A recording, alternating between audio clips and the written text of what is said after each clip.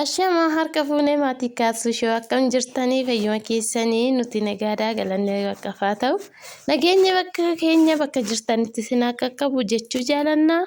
Egaa kanatti haasawaan irrasii dhufee jira maal asinii qabattee dhufe seetan akkuma argitan egaa manneen babbareedaa kan ta'e mana jireenyaaf ta'u naannoo bareedaa kan ta'etti egaa mana kana isinii fidee dhufee jechuudha. Manneen kana akkuma argitan ol bukkee jira mana lama tokko kan balbala adii kun immoo kan balbala diimaa jechuudha.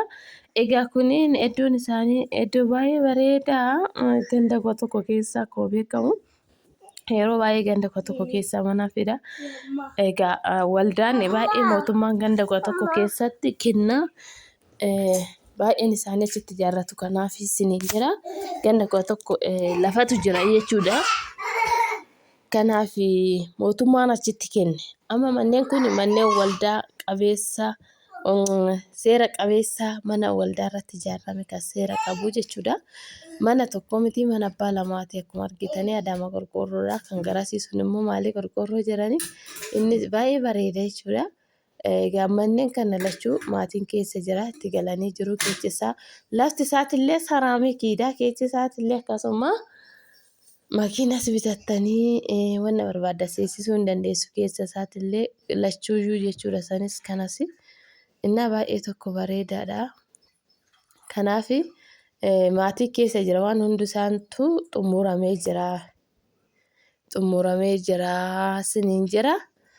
Egaa kanaaf bitachuun warri barbaadan heeloo jechuu bichaadha.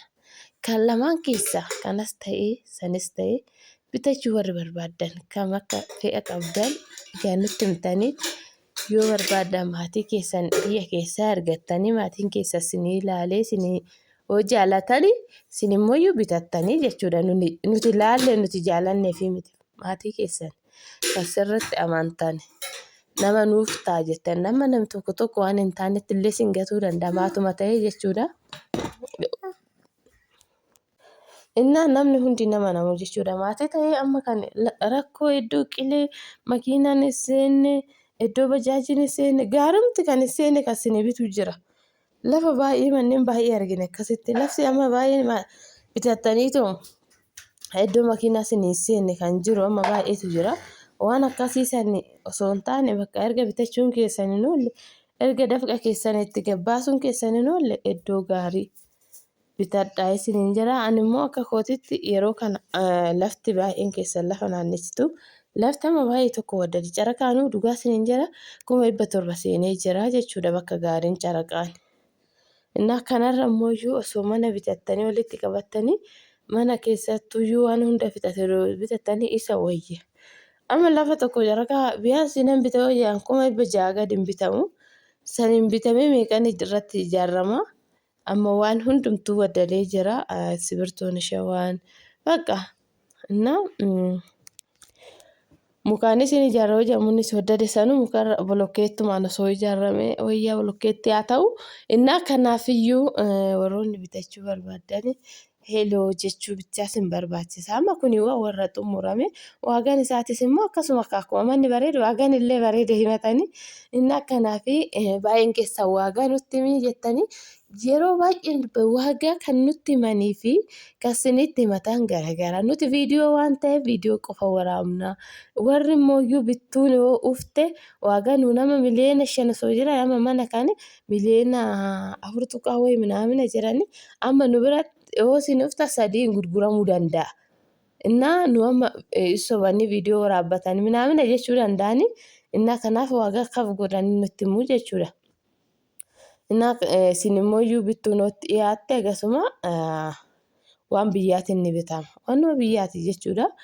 Innaa kanaafiyyuu warris barbaadanii manas lafas ta'ee waan isin barbaadan hundumtuu ni jira. Jalqaba garuu laayikii godhaa. Laayikiin hin jiru surma viidiyoon keenya baay'ee tokko gadi bu'ee jira. Nutis baadiyyaa jirra kanatti Inna kanaaf like share subscribe godhaa like immoo nuuf jabeessaa nama hedduu biraa gahu baay'een keessan amma kan magaala asallaan hin jiru sagura viidiyoon hin jiru warra sagura hojjetan jettan hin jira bakka hundaa'e isin immoo like godhaa biraan gaa'ee bakka barbaadan isinii waraabna sagurees ta'e inna kanaaf isin jaalanna baay'ee isin jaalanna nu jajjabeessaa isiniin jenna. Waan barbaadan immoo waan fedha keessanii nu gaafachuu ni dandeessu rakkoon hin jiru like godhaa nagaan of taa'aa isin jaalanna bye bye.